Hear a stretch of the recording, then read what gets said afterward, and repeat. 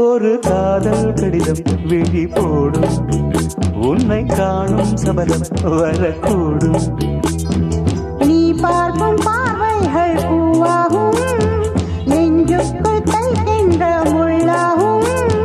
கண்ணே என் கண்பட்ட காயம் கை வைக்க தானாகாரும்.